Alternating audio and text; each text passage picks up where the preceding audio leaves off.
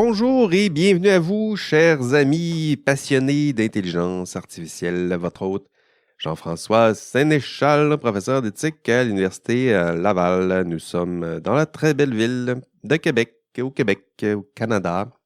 Il commence à faire chaud.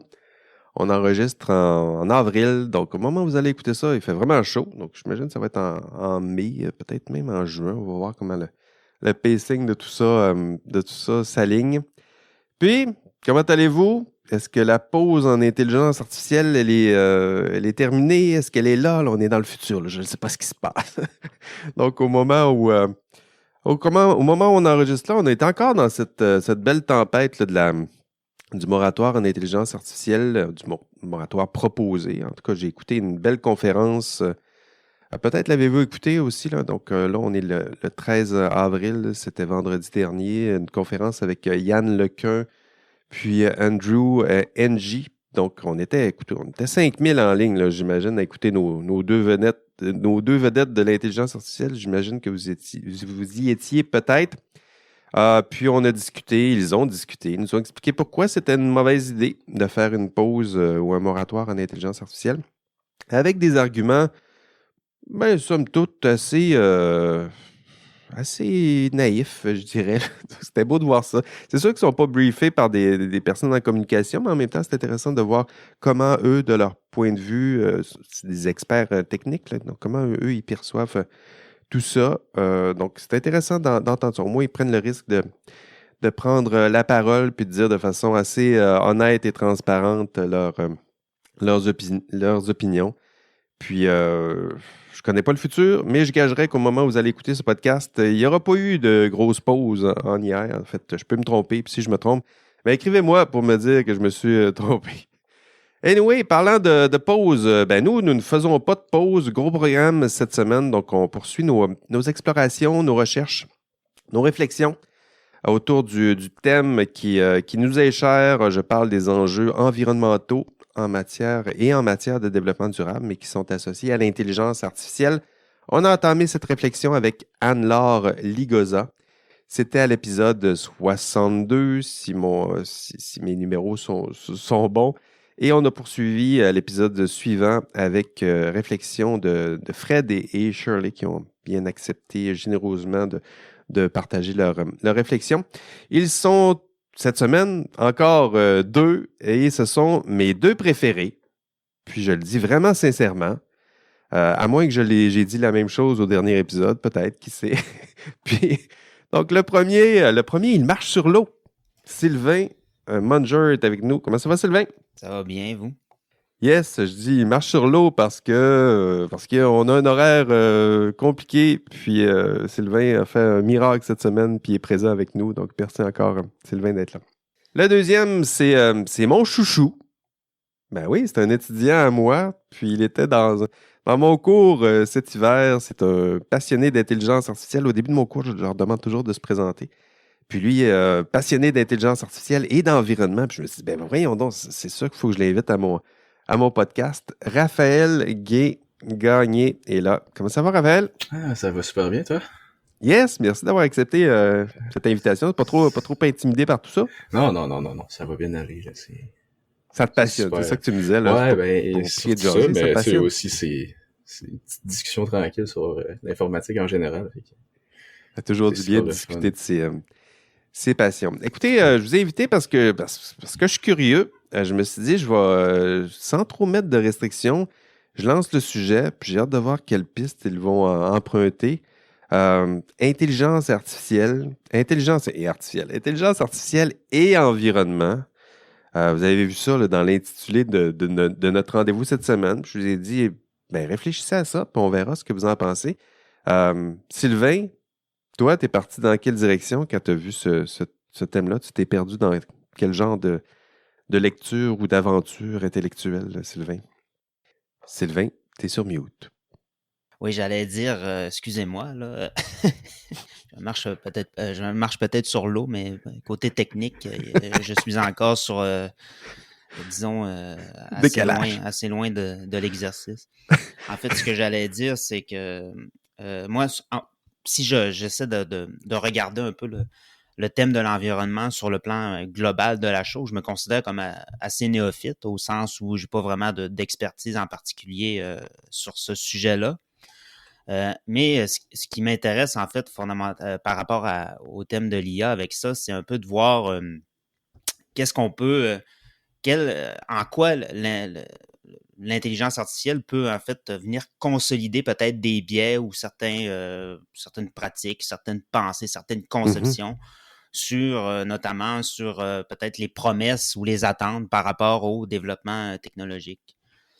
On a tendance, lorsqu'on regarde l'histoire de la pensée environnementaliste, c'est toujours manifeste, c'est toujours une espèce d'utopie qui est associée au développement technologique par lequel on va dire il faut attendre encore un petit peu, éventuellement on va réussir à résoudre, si on veut, le problème de l'énergie et le problème du réchauffement climatique. On va toujours attendre la technologie qui va permettre de nous sortir un peu de ce cercle-là de on en parlait avec Anne-Laure, l'espèce de techno-solutionnisme.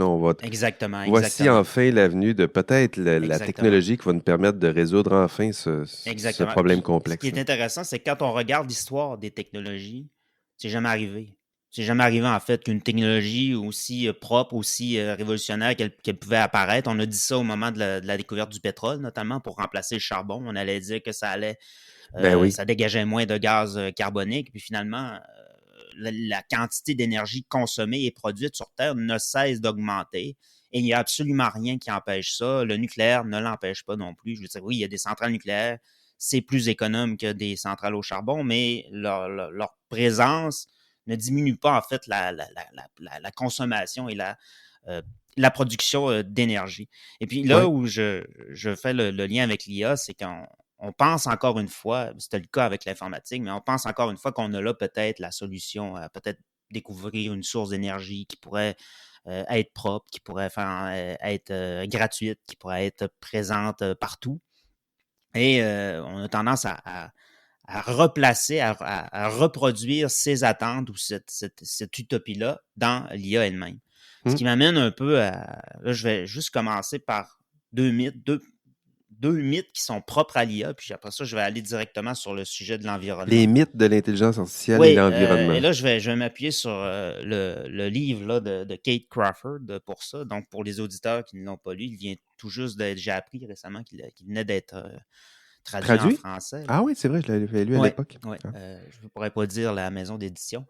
Bon, et là, ce qui est intéressant, c'est qu'il y a deux... Elle va vraiment extraire deux mythes qui sont relatifs à l'intelligence artificielle. Le premier, elle va dire que que ce mythe-là consiste à considérer les systèmes artificiels non humains comme des analogues, des répliques des cerveaux humains.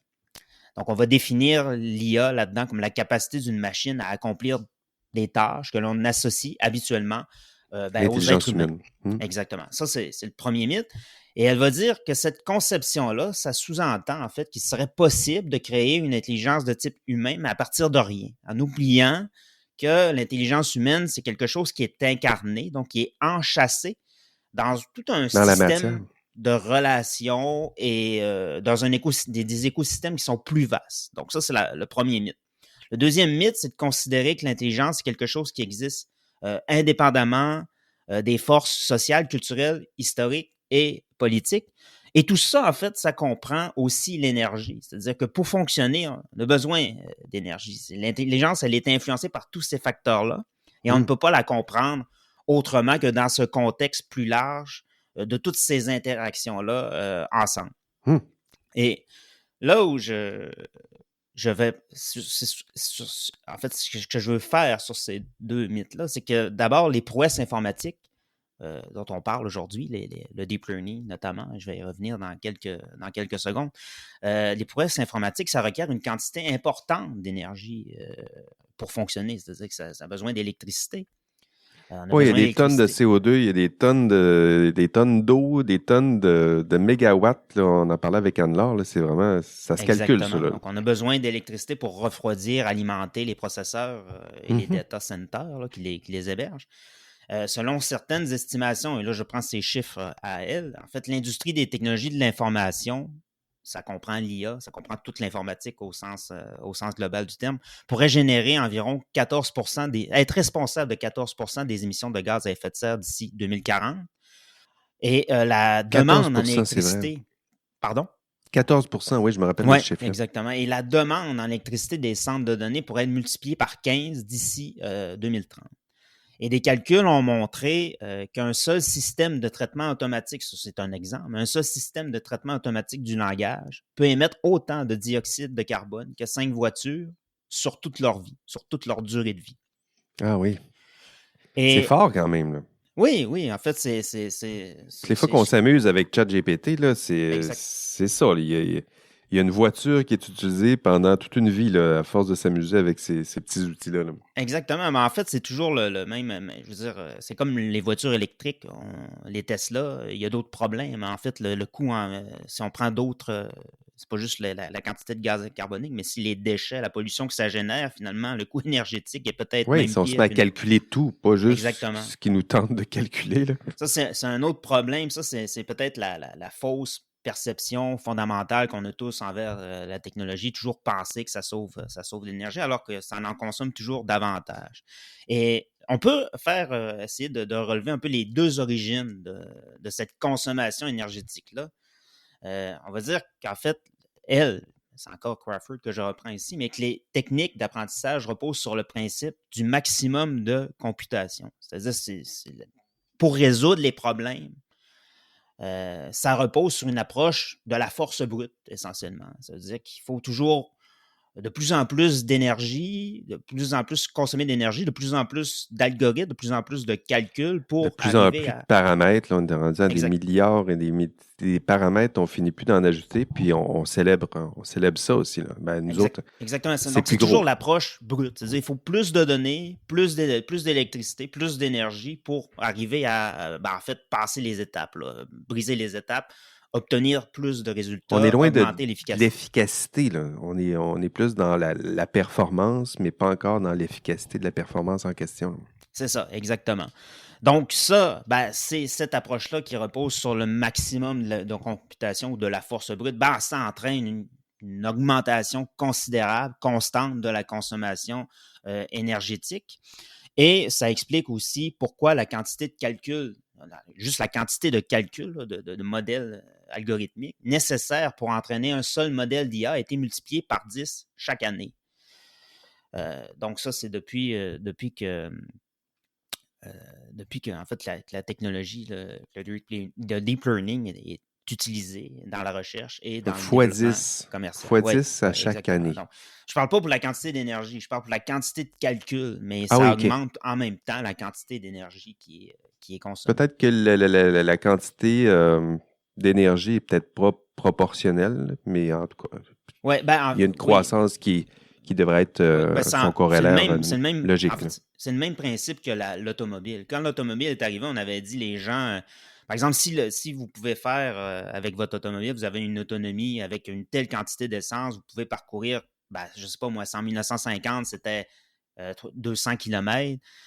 Aujourd'hui, on peut parcourir peut-être 100 km de plus avec la même quantité d'essence. Puis on se disait que ça allait réduire l'empreinte carbonique parce que les gens allaient moins utiliser la voiture, mais c'est le contraire qui se passe. Si vous pouvez faire 500 km avec ça, vous allez en faire 1000.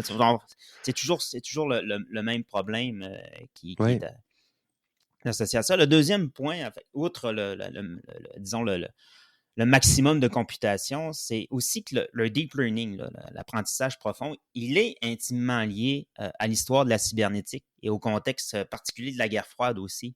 Donc, il est marqué en même temps par une espèce d'ontologie de l'ennemi. C'est pas mon expression à moi. J'ai déjà vu apparaître ça dans les textes. Qu'est-ce que tu veux dire par ça? Ce que je veux dire, c'est qu'il y a une ontologie de l'ennemi qui est logée au sein même des architectures algorithmiques. C'est-à-dire que... C'est quoi? C'est que les chercheurs qui travaillent dans ce domaine-là sont influencés un petit peu par l'état de ce milieu-là? C'est le contexte. Ils sont habités par le contexte et aussi sur sans même le savoir, là. Oui, exactement. C'est que ça a engendré une conception selon laquelle l'intelligence numérique, ou l'IA comme telle, doit s'exercer face à des adversaires pour réussir ou pour apprendre. C'est-à-dire que vous devez la mettre à l'épreuve pour obtenir des résultats. Et vous avez actuellement la méthode, dans le jargon informatique, c'est la méthode adversariale. Oui, ils mettent en compétition. Exactement. Et ça, c'est de plus en plus populaire. Et encore une fois, ça consomme encore plus d'énergie. Oui, t'en fais rouler deux, puis les deux, ils se compétitionnent. Exactement. Et ça, c'est une méthode qui est utilisée pour introduire délibérément là, des perturbations ciblées dans les jeux de données d'entrée, dans le but de renforcer les modèles d'IA, de tester un peu leur vulnérabilité ou de provoquer des erreurs. C'est d'introduire des faux positifs, en fait. C'est d'introduire volontairement des erreurs pour tester les modèles d'intelligence artificielle. Ce qui suppose, en fait, beaucoup de choses, notamment que la connaissance, ça ne peut qu'être produite suite à l'effort soutenu pour résister, pour contrer et vaincre un adversaire supposé. Et c'est cette conception-là de l'adversaire omniprésent et qui est essentielle aussi pour l'apprentissage, qui fait partie du langage même de la programmation. Et c'est pourquoi on retrouve des analogies militaires et sportives comme celle de la méthode adversariale. Donc ça, c'est un peu mes deux... c'est intéressant. Sans même le savoir, c'est pas volontaire, mais ça reste dans le langage, dans la façon que tu conçois la technologie, que tu la développes. Il y a un adversaire contre qui on doit les mettre dans des positions d'adversaire. Il faut et à la fin, c'est la force. La force et des ressources pour arriver à dépasser, à obtenir d'autres résultats. Mais ça, c'est propre à, si on regarde l'évolution du capitalisme, c'est la même chose. La révolution industrielle, c'est la même chose. Et là, ça fait juste se perpétuer à l'intérieur de cette industrie. À travers une nouvelle technologie qui s'appelle l'intelligence. Qui se prétend être non matériel, parce que c'est juste des données, donc c'est juste du numérique. Alors qu'en fait, ça reste complètement, disons, incarné dans la matérialité du monde. Oui, c'est ça le grand leurre, c'est-à-dire qu'on a l'impression que c'est des données, des nuages, là, des nuages. C'est pas des nuages, c'est des gros serveurs dans un building à quelque part qui roulent toute la nuit. Là. C'est ça, les nuages. C'est pas des nuages. C'est gigantesque, ça consomme de l'énergie oui, c'est ça. Pu finir, puis... C'est ça. Je me souviens d'avoir j'avais déjà lu ça, je pourrais pas dire dans quoi, mais en fait, l'auteur critiquait un peu la conception du transhumanisme, le fait de pouvoir éventuellement là, télécharger toute une conscience dans un serveur. Et là, il disait, mais avec la quantité de serveurs que ça pourrait prendre, la quantité d'énergie que ça pourrait prendre, on pourrait se retrouver avec la totalité de la surface de la Terre recouverte de data centers pour héberger uniquement une centaine de personnes. On n'est pas loin de la matrice, là. On n'est pas loin de la matrice. Raphaël, tiens, t'as pris la parole. Je suis curieux de voir dans quelle direction C'est sûr que t'as pas pris la même direction que Sylvain, puis c'est intéressant. C'est pour ça que je t'ai invité. Sylvain, sociologue, il va partir, il va nous arriver avec les mythes, il va nous arriver avec quelque chose de toujours profond, Sylvain. Raphaël, toi, quand je te dis intelligence artificielle puis environnement, tu penses à quoi, toi? Là, c'est le fun qu'on soit parti un peu sur, penser à le fait que les données qu'on consomme aujourd'hui, que les gens, en fait, n'ont pas tant conscience que l'utilisation de leur appareil numérique aujourd'hui, ça consomme d'énergie, en fait, depuis 2 ans à l'université, en fait, on a parti un professeur de l'université qui est parti à un club pour, en fait, promouvoir... As-tu le nom de ce prof-là? C'est Laurence Capu, professeur... Capu, ben oui. Ouais, en intelligence artificielle, justement, elle donne un cours en intelligence artificielle. Je crois aussi qu'elle donnait un cours aussi sur... en la maîtrise en intelligence artificielle. Elle a parti un club d'intelligence artificielle et environnement ou? Non, en fait, le 2 ans, elle a eu l'idée de partir un club sur l'éco-numérique pour, en fait, le promouvoir à l'Université de Laval parce que ça commence à être un sujet qui est assez gros puis ça devient important d'en parler. Et elle avait, en fait, une étudiante qui est, en fait, une mes amies aussi, là, à qui elle a proposé, en fait, de partir le club et elle a accepté. Et en partant le club, elle m'a demandé, vu qu'elle savait que ça m'intéressait beaucoup ces sujets-là, de me joindre à elle pour, en fait, être responsable de ce club-là. Et en fait, depuis 2 ans, on s'occupe du club. Et le club, c'est quoi? Ça cible plus spécifiquement les enjeux environnementaux liés aux technologies en général ou l'intelligence artificielle? En fait, ce serait... C'est aux technologies en général. C'est le numérique au sens large, mais tu sais, de s'en aller vers une direction plus intelligence artificielle, c'est quand même très intéressant parce que ça devient de plus en plus gros dans notre société. Mais tu sais, ça peut être numérique au sens très large, là, fait que ça peut être de sensibiliser les gens au fait que les appareils électroniques, quand vous les recyclez, ben il faut les recycler à des centres de tri qui C'est sont. ça, il faut partir de là. J'en discutais avec Fred au dernier épisode. C'est pas comme si l'intelligence artificielle avait inventé les problèmes d'environnement. Je veux dire, Ben non, non, non. ça fait longtemps qu'on surfe sur ce problème-là lié au numérique. On a des téléphones cellulaires, on remplace ça aux 2 ans. On le sait qu'il y a un coût environnemental. On ne sait pas trop comment le Ouais. calculer, mais on repousse par en avant en disant ça va bien aller.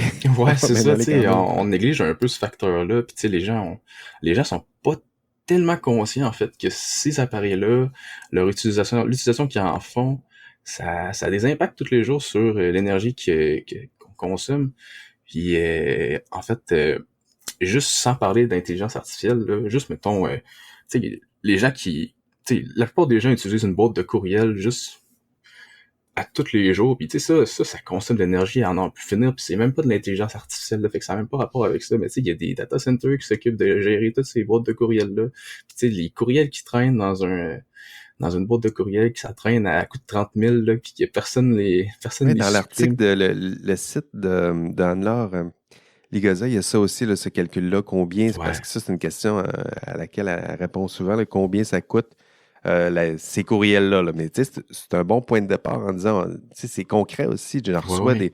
des centaines, tu sais, dans le cours. Là. J'ai 200 étudiants, moi, des courriels, là, ça arrive à la tonne, Ouais, ouais, ouais. puis sont stockés à quelque part, mais il y a un coût environnemental à tout ça. Là. C'est pas Ouais. juste de l'information échangée. Non, Il non, y a- c'est ça. Ben, c'est c'est l'énergie que ça concret, là. prend. C'est l'énergie que ça prend pour transférer les données d'un point à un autre. Puis Oui, l'énergie que ça prend, mais tu sais, en tant que tel, si tu prends juste un courriel échangé, l'énergie, c'est négligeable, mais tu sais, il y a jamais personne qui a juste un courriel échangé par jour, tu sais, puis Mm-mm. il y a tellement de boîtes de courriels qui sont ouvertes en une journée sur la planète entière que, tu sais, quand on finit par calculer le coût général de tous ces envois de courriels-là, ça devient monstrueux, la quantité d'énergie qui C'est est vrai, hein. consommée. C'est vrai. Donc, il y a beaucoup d'énergie de ce côté-là. Donc, un club, c'est quoi le club à l'université, vous essayez de mesurer ça, vous essayez de faire de la sensibilisation sur ces Ouais, enjeux-là? ben C'est quoi en ce les. moment, on essaie plus de faire la sensibilisation sur les enjeux. On essaie de participer aussi à des activités. Là, ça fait depuis la session dernière, en fait, qu'on est tu sais, plus rodé, je dirais, là, officiellement parti. On a des membres actifs, puis on a pu participer même à des activités pour justement promouvoir l'éco numérique. La session dernière, on a participé justement à une activité, en fait, qui est un hackathon, là, c'est Hack Québec. Puis c'était vraiment intéressant parce que, tu sais, eux, ils ont des sujets, des thèmes généraux à chaque année. Et cette année-là, en fait, leur sujet tombait super bien avec le thème de notre club parce que c'était le sujet, c'était les données au service de la transition écologique. Donc, ça a donné super bien pour nous parce qu'on pouvait participer puis en plus promouvoir l'éco numérique. Fait que c'était super.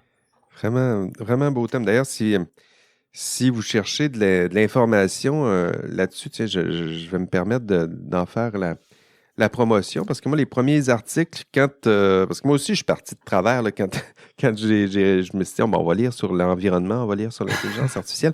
Le premier endroit que je suis tombé, en fait, bon, le premier endroit pertinent, parce qu'il y en a des sites, là, mais Ouais. le site que j'ai bien aimé, c'est celui justement de l'équipe d'Anne-Laure, ça s'appelle Eco Info.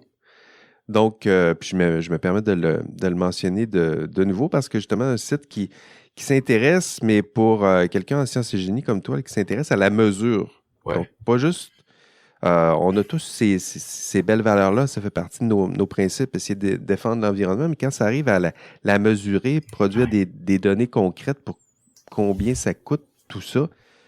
Donc, c'est un beau site qui fait exactement ce genre d'exercice-là. D'ailleurs, je me permets peut-être de mentionner l'équipe, j'ai leur nom ici. Là. Donc, Emmanuel, outre Anne-Laure Ligoza, il y a Emmanuel Frenou, peut-être qu'il nous écoute en ce moment, là, ce serait gênant de ne pas les nommer. Donc, Emmanuel Frenou, Laurent Lefebvre, Didier Mala, Rino, Anne-Cécile Orgerie, puis Francis Viva, puis j'en oublie certains, puis j'espère qu'ils me le pardonneront. Puis justement, sur le site en question, on parle de c'est concret, là. Donc, une analyse de cycle de vie d'une intelligence artificielle, mais eux aussi étendent ça au numérique, là. Puis là, par analyse du cycle de vie, on essaie de calculer tout, en tout cas de voir qu'il faudrait penser à tout. Donc, extraction des matières premières, il y a un coût environnemental à ça. Ouais. Fabrication, transport, utilisation, donc entraînement là, des modèles, ça fait partie. Puis utilisation de ChatGPT, ça fait partie aussi de la catégorie utilisation. Puis cinquième, fin de vie. Donc démantèlement, recyclage, réutilisation, déchets. Donc un beau site internet. Êtes-vous tombé sur ce site-là, toi, Raphaël? T'as-tu déjà Non, consulté j'avais ça? jamais entendu parler de ça. Mais je vais aller faire un petit tour là-dessus. Ça a l'air super intéressant. Vraiment, vraiment trippant. Puis, on parle du coût-bénéfice de développement d'une IA. Donc, pas juste des bénéfices, là. Du coût-bénéfice, un vrai bilan environnemental. Donc, que ce soit de la consommation d'eau, la fabrication des semi-conducteurs, ça requiert de l'eau. Là. Dans les statistiques qui étaient mentionnées, ils disaient que pour Intel, donc les puces Intel, on calculait qu'ils avaient dépensé 9 milliards de litres d'eau en 2015. Oh mon Dieu. C'est de l'eau, là. C'est vraiment... Les GES, là, moi, c'est la donnée que j'avais prise en note. D'ailleurs, je l'ai mentionné à Anne-Laure pendant l'entrevue. Et il disait que seulement pour la phase d'apprentissage d'un modèle en intelligence artificielle, on estimait que les quantités de GES émis et les quantités émises, voilà, je vais le conjuguer comme il faut, ça équivalait à 300 vols New York, San Francisco. Donc, juste pour la phase d'apprentissage, 300 vols New York, San Francisco. Donc, c'est épouvantable. Donc, je le mentionne, là, déjà. 300 vols. Tu sais, des fois, on s'inquiète d'un vol. Là. On a des congrès à l'autre bout du monde, puis on dit, ça vaut-tu la peine? Ben, toutes les fois que tu fais un modèle, tu lui montres donc l'apprentissage d'un modèle, 300 vols, New York, San Francisco. Ça se fait pas en auto, mais on le voit que la performance, là, j'en reviens au thème de Sylvain, là, c'est beaucoup d'énergie pour ces modèles-là. C'est ça qui se cache derrière. C'est pas juste dans le cloud, c'est pas... Non, c'est ça. Puis c'est plus difficile, mettons, pour quelqu'un qui conçoit pas le fait que, tu sais, une intelligence artificielle, tu sais, mettons, pour ChatGPT, tu sais, tu fais juste écrire quelque chose puis il te répond, mais tout le calcul qui est fait en arrière, j'ai l'impression que c'est plus difficile de voir l'impact que ça a parce qu'en fait, tu le vois juste pas puis tu peux pas vraiment... Il y a un petit délai, là. C'est ça. Quand tu écris, là, il y a un petit délai. Ce délai-là, ce petit délai-là qui prend faut que tu dises, quelques millisecondes. Il y a quelque chose qui se passe, là. Ce petit quelques millisecondes-là, il est en train de prendre l'équivalent que d'un certain nombre de vols que tu peux faire de Québec à New York. Là. Okay. Ouais, c'est ça. Il y a un coût vraiment... Puis ce qui est intéressant sur le site aussi, c'est il y a des pistes de solutions. Donc, pas juste de dire qu'il y a un problème, mais qu'est-ce qu'on peut faire pour réduire l'empreinte. Puis, justement, sur le site, on parlait plus de justesse dans le calcul de ces coûts. Donc, comment on peut faire socialement pour arriver à des données, essayer de le mesurer vraiment, là, parce que souvent, l'accès aux données, c'est compliqué. Savoir rentrer là, Intel, combien ça coûte. Là. C'est rare qu'ils vont publier ce genre de données-là. Ouais. Il n'y en a pas énormément des données en ce moment sur ces calculs-là. C'est très difficile à obtenir. Ben oui, puis plus d'informations sur, c'est ça, les impacts de fabrication de ces GPU, plus d'efficacité. Parmi les pistes de solutions, on parlait plus d'efficacité aussi, pas juste la force brute, comme disait Sylvain, mais plus d'efficacité aussi environnementale. On parlait de le nouveau LLM de Meta là, qui disait que justement, eux autres, au lieu de dire, nous autres, c'est vraiment fort, ils disent plutôt, nous autres, ça peut rouler sur un seul GPU. Ce genre d'argument-là, c'est pas juste un argument d'efficacité, c'est un argument environnemental aussi, il me semble.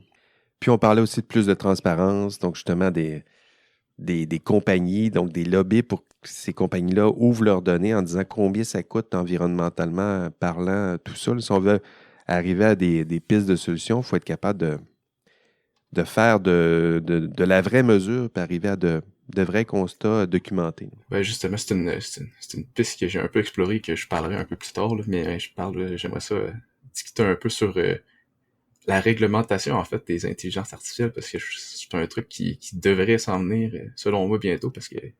OK.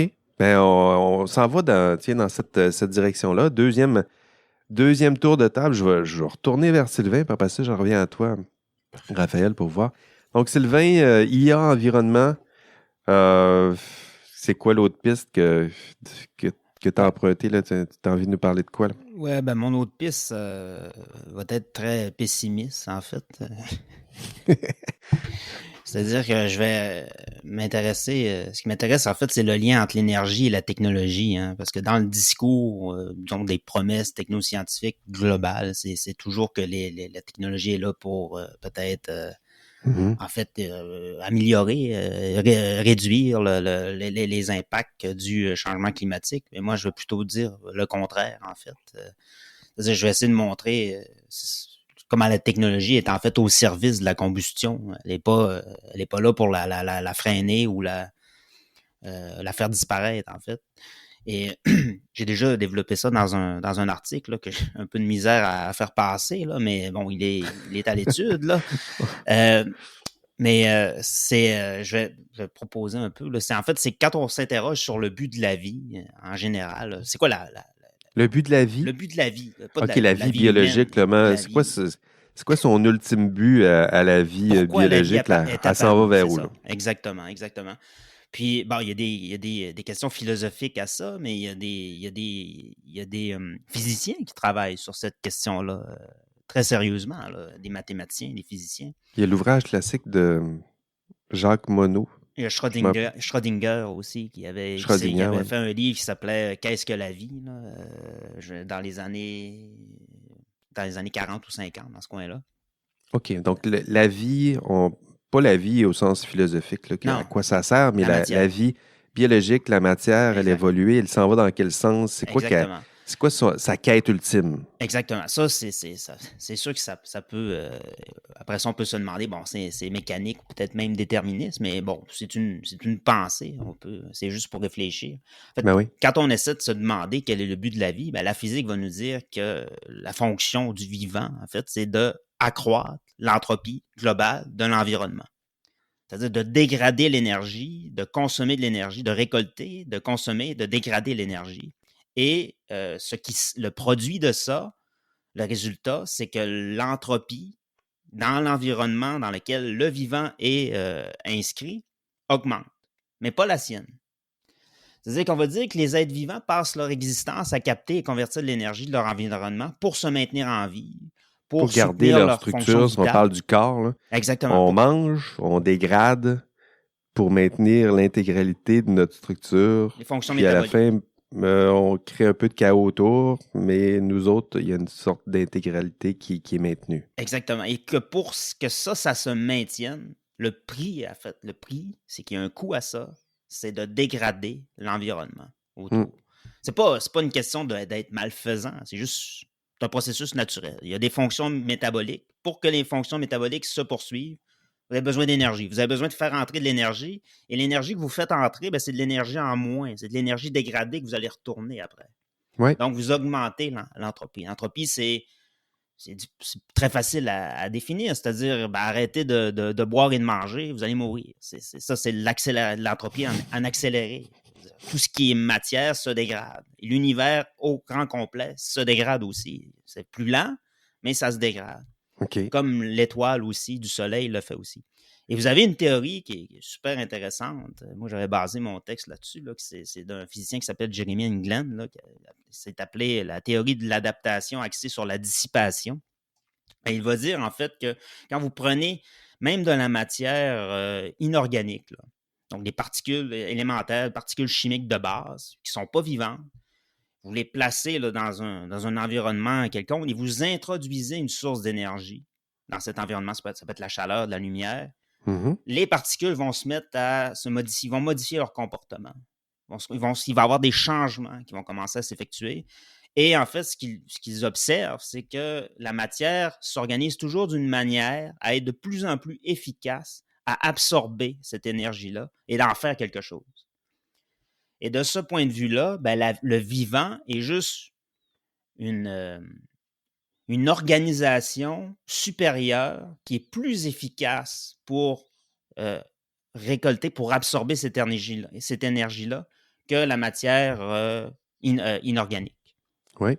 C'est essentiellement ça. C'est-à-dire que le vivant est un véhicule de dégradation d'énergie qui est plus efficace pour transférer la dégradation de l'entreprise vers l'extérieur pour agir sur l'environnement. C'est selon un mode qui ressemble un petit peu à un genre d'impérialisme biochimique, en fait. C'est-à-dire que l'organisme échange ses fonctions pour maintenir ses fonctions vitales, donc sa basse entropie, pour maintenir son entropie dans son corps la plus basse possible. Il échange ça au prix d'une augmentation de celle de l'environnement extérieur, ce qui lui permet de ralentir les effets de l'entreprise sur lui, mais pas de le ralentir à l'extérieur. Donc, on déplace le problème, si on veut. Je te suis. Exactement. Qu'est-ce qui te rend pessimiste? Oui. Oui. Moi, ça me rend plutôt enthousiaste. Mais en même temps, c'est comme si, je reviens à cet impérialisme biochimique que j'emprunte, je crois, à Schrödinger aussi, c'est qu'on va dire que le vivant cherche à transformer, autrement dit, le plus de surface possible de la Terre en matière, le plus de surface possible de matière de la Terre en ce qu'il est lui-même, de transformer en vivant. Donc, c'est pour ça qu'il y a de la reproduction du vivant, c'est pour ça qu'il y a un foisonnement de la vie. Et en fait, là, c'est là où ma conclusion, je voulais en venir, c'est que c'est un processus là, d'utilisation, d'absorption, de consommation, de combustion de l'énergie qui a commencé et qui devient de plus efficace avec la biosphère, une biosphère qui est proliférante, florissante, qui a fini par donner naissance à l'intelligence humaine, qui a fini par se doter d'un caractère artificiel maintenant avec la technosphère. Mais à bien y penser, cette technosphère-là, cette intelligence numérique-là, n'est rien d'autre, en fait, qu'un multiplicateur de force de l'entropie. En fait, c'est une manière de poursuivre la mission de la biosphère par des moyens artificiels et d'être encore plus efficace à le faire. C'est-à-dire qu'une planète fourmillante, s'il y a des conditions propices et que la vie émerge sur cette planète-là, une planète qui est fourmillante de vie va être beaucoup plus efficace pour dissiper l'énergie qu'une planète qui est inerte. Et ça, c'est idéal pour accélérer l'entropie. Et les êtres humains sont les mieux placés pour le faire. Je vous donne un exemple. Prenez un lave-vaisselle. Faites fonctionner votre lave-vaisselle. Le lave-vaisselle, pendant la durée... J'ai de la difficulté à convaincre mes garçons de cette phrase-là. Mais continue. Peut-être qu'avec celle-là, tu vas peut-être réussir à les convaincre. C'est-à-dire que le lave-vaisselle, pendant le moment où il dure, il consomme 10 fois plus d'énergie par seconde qu'un être humain mettrait à faire exactement le même travail si tu le faisais à la main, en fait. Oui. Et si vous prenez je comprends le pessimisme, là, je commence à le sentir. Là. Si vous prenez une voiture automobile, vous parcourez, par exemple, 1 kilomètre à pied, la même voiture, pour parcourir le même kilomètre, va utiliser 1000 fois plus d'énergie que vous allez en mettre pour parcourir la même distance. Et en fait, pour moi, ces deux exemples-là, je veux dire... Je comprends où tu t'en vas. C'est-à-dire qu'on est dans une logique... tout ce qu'on produit... d'origine. Là. Exactement. Tout ce qu'on Donc, produit, on est retourné au début de la vie. Puis, tout ce qu'on produit, finalement, on finit par produire... plus d'énergie, tout le temps. Consommer toujours plus d'énergie pour faire des tâches qu'on aurait pu faire avec moins d'énergie. Sur la Terre, si on convertit ce qu'il faut, en fait, ce que les êtres humains consomment en matière d'énergie, si on convertit ça en watts, là, la moyenne, c'est 3000 watts par habitant sur Terre. Ça c'est le chiffre actuel, international. Mais ce chiffre-là, c'est 11 000 watts si vous êtes aux États-Unis. Ouais. Donc, au même niveau de vie américain, ça veut dire que la consommation est presque 3 fois supérieure. Donc, vous laissez imaginer ce que ce serait si les 8 milliards d'êtres humains adoptaient le même niveau de vie. Je crois que ça correspondrait à 200 milliards d'êtres humains sur la Terre, mais dans un mode chasseur-cueilleur. Ce serait ça la charge sur l'environnement. Je comprends un peu ton pessimisme, de départ. Là, on est dans une logique. Merci pour ce beau voyage. J'admire ça, là, d'essayer de dire, on va parler de la vie. Je vais vous raconter l'histoire de la vie en 5 minutes et demie. Puis à la fin, on va faire ça atterrir avec l'intelligence artificielle, la consommation d'énergie, gaspillage énergétique. Mais en On est même temps, parti de loin, Sylvain. Bravo. En même temps, ça pose toutes sortes de questions parce que ça pose la question, est-ce que c'est ça le but de l'univers? Est-ce que le but de l'univers, c'est de créer la vie quelque part, puis après ça, Ouais, de puis créer est-ce qu'on est quelque libre chose? là-dedans ou on fait juste répéter, on est Exactement. Puis, un parce qu'avec rouage, un autre rouage. un Ouais, vas-y. univers vivant serait beaucoup plus efficace à accélérer, disons, son processus d'entropie qu'un un univers qui est inerte. Troublant, un peu pessimiste, mais troublant, puis fort passionnant. Sylvain, Raphaël, est-ce que deuxième tour de piste, est-ce que tu es parti dans les mêmes eaux pour... est-ce que tu es retourné aux sources de la vie ou... Ouais, peut-être pas sur la question de l'existence de la vie, mais... Vas-y, toi, c'est ça la beauté, là. Je me dis, en plus, c'est intéressant, Sylvain. Sociologue, postdoc, il va nous arriver avec des idées, puis effectivement, puis Raphaël qui tripe sur l'intelligence artificielle. T'es en informatique, Raphaël, hein? Ouais, je suis en génie logiciel au bac. Donc ça, c'est très concret, puis tout à coup, toi, on te dit intelligence artificielle, environnement. C'est quoi la deuxième piste que tu as explorée, là? Ben, moi, en général, en informatique, ce que j'aime bien, c'est l'automatisation. Fait que l'intelligence artificielle vient beaucoup aider à ce niveau-là. Mais un autre point aussi en lien avec l'intelligence artificielle que je suis en train de me rendre compte de plus en plus, c'est que, tu sais, on commence à voir l'intelligence artificielle de plus en plus dans la société. Puis là, ben, tu sais, l'intelligence artificielle, c'est une technologie qui s'utilise, mais tu sais, au même niveau que l'informatique, les gens l'utilisent pour des fins un peu malveillantes, puis aussi pour son utilisation qu'on peut en faire, puis qu'on sait que l'intelligence artificielle, ça consomme beaucoup de données, puis que, tu sais, des compagnies qui font pas attention peuvent gravement endommager l'état de notre planète. Mais en fait, je pense que l'intelligence artificielle, ça devrait commencer à être un sujet de débat, en fait, pour commencer un peu à le réglementer pour pas que des personnes malveillantes s'en servent ou des gens qui... Tu sais, de juste savoir, en fait, comment que l'intelligence artificielle, les compagnies s'en servent, puis comment que, en fait, c'est quoi les impacts, en fait, puis savoir que, tu sais, les compagnies font pas n'importe quoi avec ça non plus, parce que ça a quand même des gros impacts sur... C'est ça qu'on demande en ce moment, là. Le moratoire, c'est un peu ça.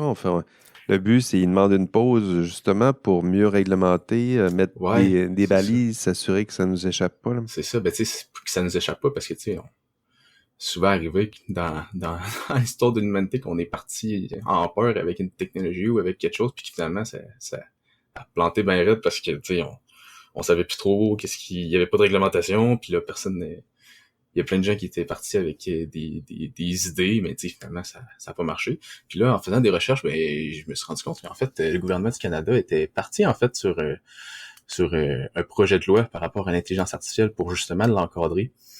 Puis en fait, ce plan de mise en œuvre-là, c'est pas encore adopté. Mais dans ce plan-là, en fait, sur la loi, ce serait vraiment, là, en fait, leur approche, là, c'est juste de faire une loi pour, en fait... Vois-tu le nom de la loi en question? Ou le nom de la loi, ouais, c'est la loi sur l'intelligence artificielle et les données. Voilà. Fait que, ouais, cette loi-là, en fait, en juin 2022, le gouvernement, ils ont déposé ce projet de loi-là. Puis c'est une loi de mise en œuvre, en fait, qui est de la charte numérique de 2022. Et en fait, ça te rassure tout ça? Tu es en informatique, tu te dis ça travailler en intelligence artificielle, sont en train de penser à des lois, c'est une bonne idée. Ça me rassure un peu, mais en même temps, je me dis, ouais, tu sais, ces lois-là, je veux dire, je sais pas si à quel point sont pensées pour des gens qui travaillent dans ce domaine-là, fait que je sais pas à quel point ça pourrait bloquer, en fait, les avancées technologiques qui sont en lien avec l'intelligence artificielle. Tu sais, c'est plus tourné vers, mettons, le public en général, où on dit, ben, ces lois-là vont venir, dans le fond, rassurer un peu le public, là. C'est un peu comme ça qu'ils tournent. Ils veulent, en fait, que les compagnies qui utilisent l'intelligence artificielle soient super transparentes sur la façon dont ils s'en servent, puis aussi assurent, en fait, les personnes qui utilisent des applications dont l'intelligence artificielle en fait partie, que ben les données qui sont fournies sont sécuritaires puis qui viennent de sources responsables. C'est intéressant ce que tu dis. Lorsqu'on fait des normes, il y en a plusieurs qui le voient comme un frein, mais en même temps, la norme peut aussi être une forme de légitimation. C'est-à-dire que la compagnie dit ça me freine pas, moi, ça me permet de faire avancer cette technologie à condition que je respecte certaines normes. Il y a toujours ces deux voies-là, quand on parle des normes. Là. c'est ça. Puis, tu sais, surtout avec l'intelligence artificielle, comme on sait qu'il est justement avec sa grande arrivée rapide qui vient de tout juste d'arriver, ben il va falloir de plus en plus faire attention, puis surtout avec l'environnement, les compagnies, il va falloir qu'ils commencent à faire attention, puis qu'ils calculent vraiment l'impact en fait Ouais. des calculs qu'ils font avec leur intelligence artificielle. Tu sais, je sais qu'on parle souvent d'efficacité avec l'homme, puis qu'on veut toujours rendre les processus le plus efficaces possible, mais à un moment donné, il va y avoir un On peu est une plus dans la certaine... performance et on veut que ça soit Ouais, performant, mais toujours, ouais. l'efficacité, si on prend le temps d'y penser puis de faire les calculs, ben, en matière d'environnement, on va voir que l'efficacité, C'est on ça. est loin du compte, là. Non, c'est ça. Puis, tu sais, on veut toujours être le plus performant possible, mais à un moment donné, ça va être difficile de toujours être le plus performant possible sans avoir à négliger, en fait, des facteurs, soit environnementaux ou, tu sais, humains, ou ce qu'on va peut-être négliger on pourrait commencer à négliger, en fait, les, les personnes juste pour avoir des calculs plus rapides en négligeant aussi l'environnement, en négligeant la consommation d'énergie qu'on en fait. Puis, je pense que c'est pour ça que c'est important de Toi, commencer dans à ta calculer. formation, là, t'es au bac. Est-ce qu'on, tu t'intéresses à l'intelligence artificielle? Votre club, est-ce qu'on parle des normes, des enjeux sociaux ou est-ce que dans ton entourage qui s'intéresse à ça, est-ce qu'on s'intéresse à ça ou on a plutôt notre champ d'intérêt technique puis on se met à approfondir tout ça? Est-ce que Ben, c'est ben en fait, quoi la place que ça prend dans votre formation, votre curiosité? ben dans notre formation, quand on faisait des genres des rencontres, en fait, on offrait aussi des formations, puis c'est venu souvent sur le sujet de parler en fait des normes, des réglementations par rapport à ça, puis tu sais, justement comme on en parlait tantôt, là, de parler de la consommation d'énergie que le numérique en général a sur la société. Fait qu'on a fait quelques recherches sur ça pour justement sensibiliser un peu les gens du club au potentiel, ben, ouais, on peut ça comme un danger, en fait, de trop utiliser le numérique puis de le négliger. Mais oui, Ouais, de c'est, l'utiliser comme si ça ouais, c'est coûtait ça, rien. Parce que d'utiliser comme maintenant, on si le c'était fait. dans le Quand on vide. utilise notre voiture, on le sait ce que ça coûte. Ouais. Quand on utilise notre PC, Internet, ChatGPT, on ne le sait pas ce que ça coûte. Ouais, c'est ça, parce que, tu sais, On c'est le dit plus dur peut-être à que ça coûte voir. rien. C'est ça, parce que c'est plus dur à voir. Tu sais, tu utilises une voiture, tu le sais, t'as mis du gaz dans ton auto, tu sais que ton gaz, Et ben, tu le sais parce qu'on nous l'a rappelé, parce on qu'on nous nous l'a l'a rappelé dit. aussi, Parce ouais. que, je veux dire, au début, on ne le savait pas, là. On dit, ben, c'est du gaz, puis il Mhm. y en aura d'autres. Ouais, c'est ça. Mais ouais.